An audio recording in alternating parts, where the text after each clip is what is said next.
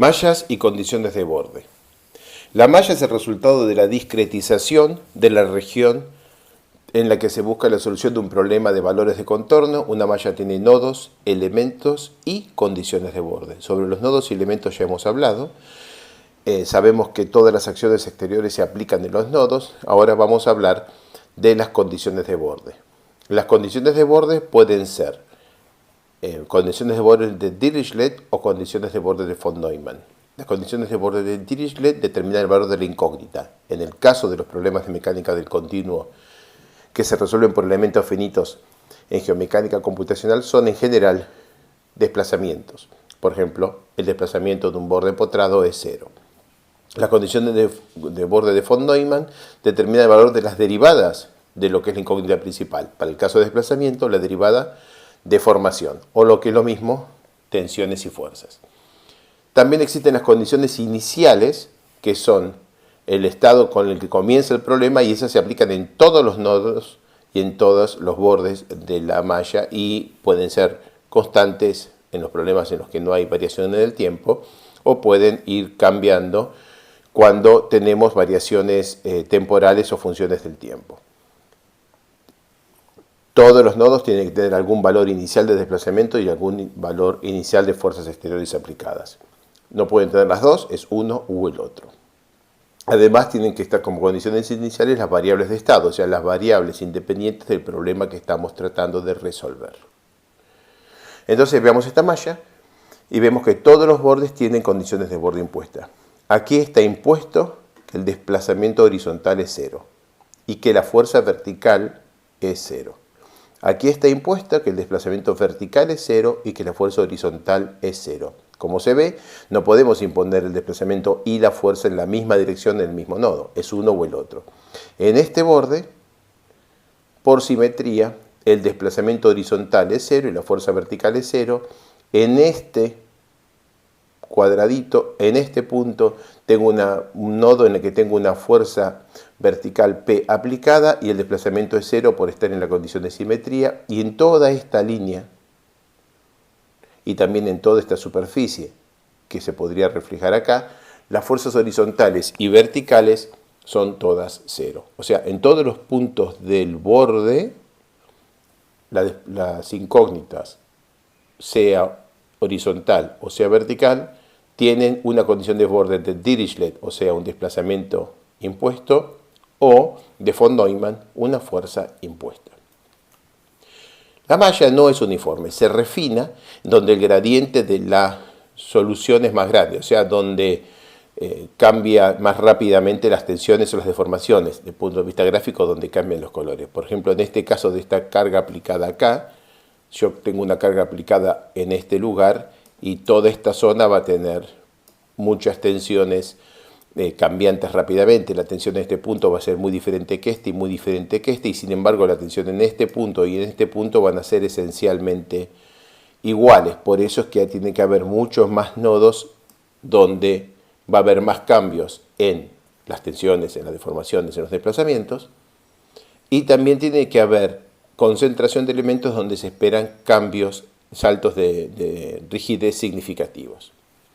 En general, conviene comenzar la solución de un problema con una malla relativamente gruesa, tener un primer resultado que nos da una primera distribución de la incógnita, los desplazamientos, y viendo donde el gradiente de desplazamientos es mayor, o sea, donde las deformaciones están más concentradas, ahí se refina la malla. También en general, hasta que la experiencia permita hacer otra cosa, conviene siempre resolver un problema con dos mallas distintas para comprobar que la solución que se obtiene es independiente de la malla empleada.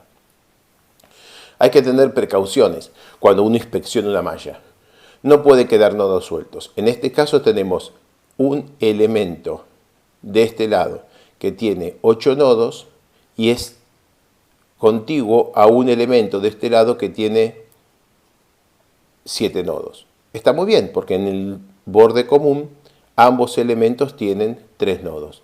Pero podríamos haber querido usar este elemento al lado de otro elemento que no tiene en el borde común la misma cantidad de nodos. Esta incompatibilidad es muy difícil de verla, pero es peligrosa porque para este elemento que está acá la distribución de la incógnita en esta línea es parabólica porque tiene 3 nodos, mientras que para este elemento la distribución es lineal porque tiene 2 nodos. Claramente entre estos dos hay incompatibilidad. Los elementos uno los imagina en principio perfectamente regulares, pero en una malla real los elementos se distorsionan. Es importante que la distorsión conserve ciertos límites. No debe haber concavidad. Recordemos que estas son funciones de interpolación, de manera que para el elemento el valor de la variable, por ejemplo los desplazamientos en cualquier punto dentro del elemento, es una interpolación, o sea, una relación proporcional a los valores en sus nodos de borde. Un elemento cóncavo genera jacobianos negativos, o sea, genera transformaciones de las coordenadas locales a las coordenadas globales que no son consistentes ni invertibles, y genera, por supuesto, una distribución de funciones interpoladas que no es realista. Lo mismo en 3D si el elemento se pliega. Esta es una malla bonita, es un lindo ejemplo, lo tomé de una de las presentaciones de Waterman en el curso oficial de Plaxis. Está bien hecha, muestra que en un túnel hay una cierta discretización, que es un poco más densa en el perímetro del túnel y, por consecuencia, no deseada también en el interior del túnel, que también tenemos mayor densidad a los costados de este muro colado, y en la zona donde esperamos tener cambios de tensiones importantes cuando se haga una excavación aquí, también hay en esta zona, que es donde el anclaje se empotra el terreno, una malla más densa, porque se espera que en esa zona haya un gran cambio de las tensiones de un punto a punto. O sea, cualquier ingeniero geotécnico con experiencia espera que aquí las tensiones de corte sean significativamente más grandes que aquí. Cualquier ingeniero geotécnico con experiencia sabe que cuando se excave esto va a tener una tensión vertical muy reducida y por lo tanto probablemente va a tener deformaciones en esta dirección y va a haber plastificación en esta zona. Y también que alrededor del túnel se va a producir un efecto de arco que, si queremos reproducirlo, necesitamos ser capaces de discretizar la zona donde hay gradientes de desplazamientos adecuadamente. En Plaxis se informa,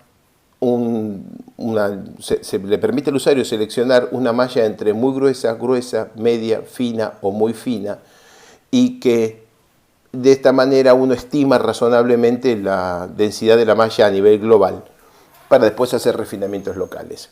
Eso se hace con esta fórmula. Entonces la longitud lineal media de los elementos se calcula con la expresión esta que está aquí, donde estos son las coordenadas de la malla y este número depende de la selección del usuario, si quiere una malla muy gruesa hasta muy fina. Esto genera una malla de primer orden de magnitud y después se refina a mano. Para las tensiones iniciales hay que tener en cuenta que cuando nosotros llegamos a resolver un problema de valores de contorno en geomecánica computacional, el terreno ya tiene un estado de tensiones iniciales que es el resultado de su historia, de cómo se formó, de qué cosas le ocurrieron y qué obras alrededor ya fueron construidas. Y el estado de tensiones del terreno es determinante del comportamiento del terreno, está debido al peso propio a esta historia de tensiones. Y uno en principio tendría que poder calcularlo si conociera toda la historia de tensiones del sitio donde estamos por construir nuestra obra y donde estamos haciendo nuestros modelos.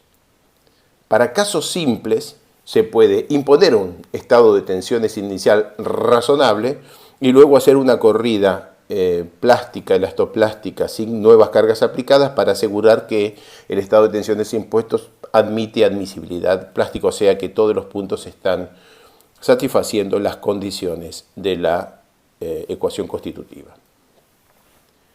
Existe la técnica de imposición del estado de tensiones con K sub 0, que esencialmente significa que en cualquier punto de Gauss la tensión vertical es la suma del peso de todo lo que hay arriba, o sea, sumatoria de gamma por z en todas las capas que hay arriba, y la tensión horizontal es una fracción K sub 0 de esta tensión vertical. Como se ve, acá me quedó fea. Como se ve, en esta manera de hacer la cuenta, uno impone una tensión vertical y una tensión horizontal que pasan a ser tensiones principales, y uno puede imponer este K sub 0 como dato de entrada. Pero hay que tener cuidado. El estado de tensiones iniciales, que son las tensiones en cada uno de los nodos, es un dato de entrada, pero es una condición inicial, no es una condición de borde. Y en general no es uniforme en toda la malla, y no es uniforme porque la propia historia de tensiones del terreno hace que uno no tenga la suerte de empezar un problema con un estado de tensiones uniforme en toda la malla. Eso no pasa nunca. El empleo de la técnica K sub 0 es marginalmente admisible y solamente cuando la superficie del terreno, los estratos que componen el terreno y la napa de agua son todos horizontales y no hay ninguna razón para asumir que en algún punto de la malla las tensiones principales sean distintas que vertical y horizontal. Para cualquier otro caso se debe reproducir de alguna manera completa o simplificada la historia de tensiones en el material. Aquí hay 4 esquemas producidos por Waterman en un curso del 2008 que son interesantes, que muestran que son 4 casos en los que algo no es horizontal y por lo tanto no se puede usar K sub 0 en estos casos.